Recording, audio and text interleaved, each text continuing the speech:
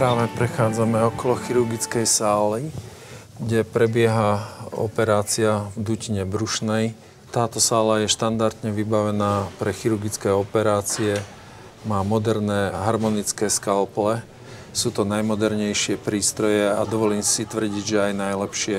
V súvislosti s rekonštrukciou operačných sál, ktoré boli rekonštruované z eurofondov, bola kúpená nemocnicou a samozrejme ministerstvom zdravotníctva aj nová technika na operačné sály.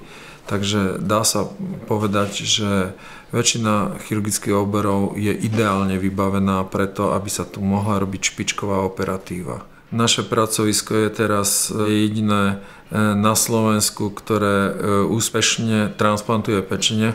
K dnešnému dňu máme natransplantovaných viac ako 130 pečení.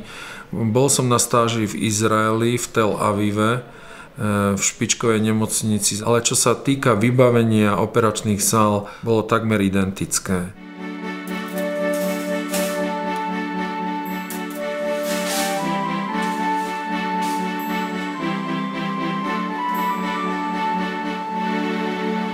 V podstate vstúpili sme touto ako rekonštrukciou naozaj do 21. storočia na veľmi vysokej úrovni. V rámci rekonštrukcie nám bola dodaná aj nová technológia, čo sa týka sterilizátorov, práčiek, ďalších modalít.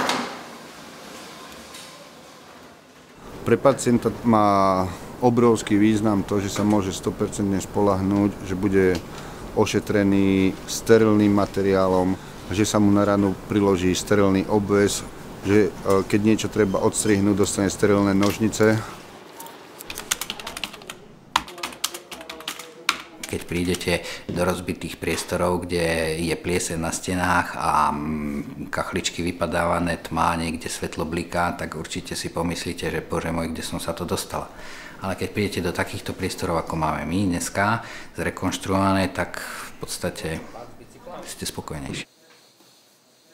Je to normálna ľudská vlastnosť, že v takýchto krásnych priestoroch, ešte navyše špičkovo vybavených, má človek ďaleko väčšiu chuť a možno aj koncentráciu na to, aby robil tie najťažšie chirurgické výkony.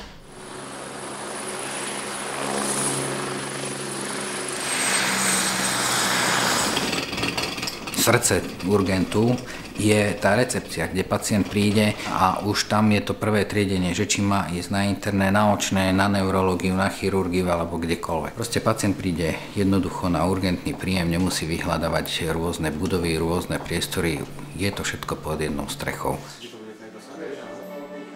A možno práve táto relácia, ktorú natáčame, prispieje k tomu, aby naši pacienti mali väčší pocit istoty, keď pôjdu na operáciu do Rooseveltovej nemocnice.